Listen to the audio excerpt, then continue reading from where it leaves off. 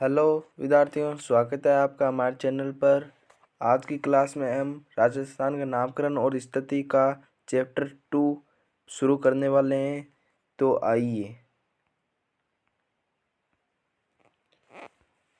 आइए शुरू करते हैं हम विस्तार से, यानी राजस्थान का विस्तार। तो राजस्थान की जो स्थलीय सीमा होती है, ये जो स्थलीय सीमा है ये कितनी है पूरी? तो ये पूरी है 5,920 किलोमीटर है। कितनी है? 5,920 किलोमीटर है। और अंतर्राष्ट्रीय सीमा जो 1,070 किलोमीटर है वो कौन सी है? जो राजस्थान की पाकिस्तान के साथ सीमा लगती है उसे अंतर्राष्ट्रीय सीमा कहते हैं, जो रेड क्लिफ रेखा के नाम से भी जानी जाती है। वो है 1,070 किलोमीटर, जो राजस्थान के श्रीगंगानगर, बाड़मेर, जैसलमेर और बीकानेर की सीमाएं पाकिस्तान के साथ लगती है। तो इसी के साथ अब अगला टॉपिक है अक्षांश रेखा। तो अक्षांश रेखा यानी लैटिट्यूड लाइन भी कहते हैं। ग्लोब पर, यानी जो ग्लोब होता है उसके ऊपर पूर्व और पश्चिम दिशा के मध्य खींची गई काल्पनिक रेखा को अक्षांश रेखा कहते हैं।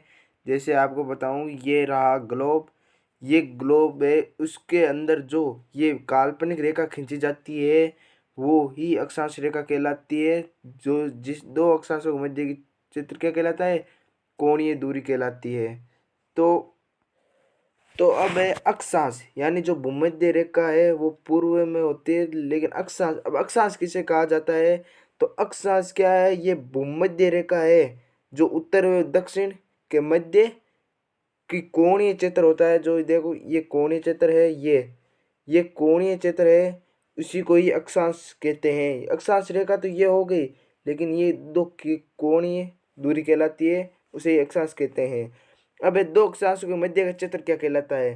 तो दो अक्षांशों के मध्य का क्षेत्र क्या कहलाता है? दो अक्षांशों के मध्य का क्षेत्र कटिबंध या जोन कहलाता है। कटिबंध या जोन कहलाता है।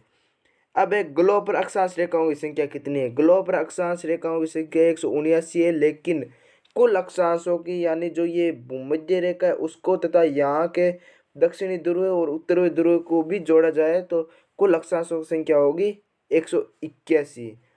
तो विद्यार्थियों, अब अगला है कि अक्षांश रेखा किसी भी स्थान, यानी अक्षांश रेखा किस वास्ते होती है, यानी ये किस काम के लिए रेखा खींची गई है? तो ये रेखा है कि किसी भी स्थान होता है, इसकी स्थिति एवं जलवायु का निर्धारण करती है। क्या? किसी स्थिति एवं जलवायु का निर्धारण करती है। तो अब एक राज्य में, अब आगे राज्य में, यानी राज्य में जो कर्क रेखा है वो कौन से जिलों तथा कितने जिलों में निकलती है? तो ये कर्क रेखा है वो राजस्थान के दो ही जिलों में निकलती है। कौन कौन से जिलों में निकलती है? एक तो बांसवाड़ा जो कुशलगढ़ तहसील के द्वारा अंदर के निकलती है, और एक डूंगरपुर जो चिकली गांव होता है उसकी दक्षिणी तरफ की सीमा बनाती है।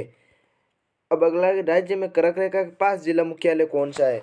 तो राज्य में कर्क रेखा के पास जो जिला मुख्यालय देखे तो वो बांसवाड़ा डूंगरपुर होगा, क्योंकि यही इसके अंदर से ही कर्क रेखा निकलती है और यही दो पास में जिला मुख्यालय है।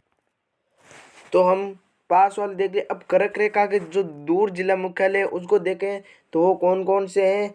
वो श्री गंगानगर और हनुमानगढ़ जिले हैं।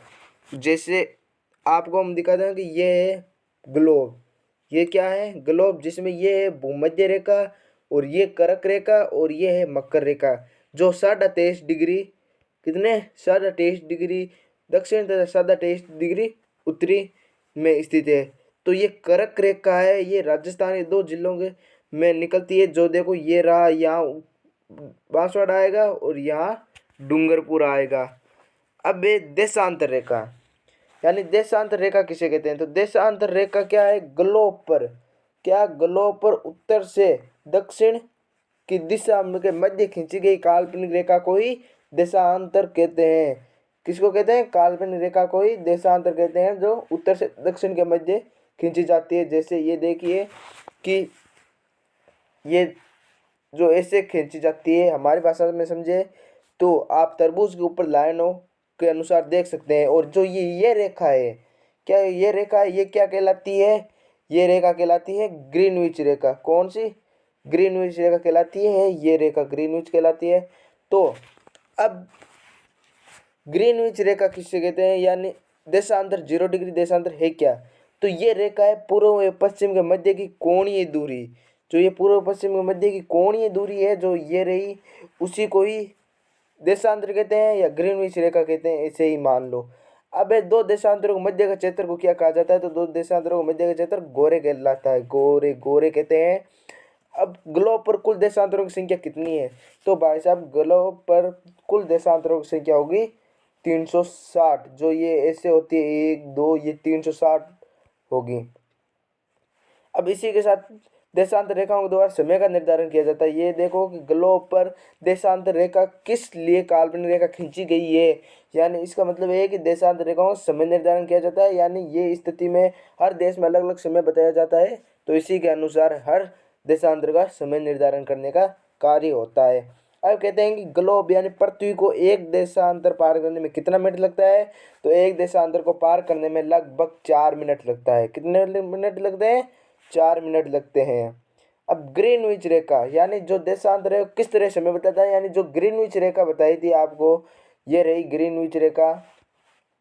ये ग्रीनविच रेखा है जो ऐसे है, इस रेखा के पूर्व की ओर जाने पर, यानी जो ये रेखा है, ये इस रेखा से पूर्व की ओर जाने पर क्या होगा, पूर्व की ओर जाने पर समय बढ़ता है, तथा लेकिन यहाँ पश्चिम की ओर जाने पर क्या होगा, पश्चिम की ओर जैसे जितना आगे जाएंगे तो उसी प्रकार समय घटता जाएगा। तो हम इसके उदाहरण देखेंगे इस देशांतर रेखाओं के। तो नेक्स्ट पार्ट में, अगर वीडियो अच्छा लगा तो लाइक कीजिए और सब्सक्राइब कीजिए। नेक्स्ट पार्ट में फिर मिलेंगे।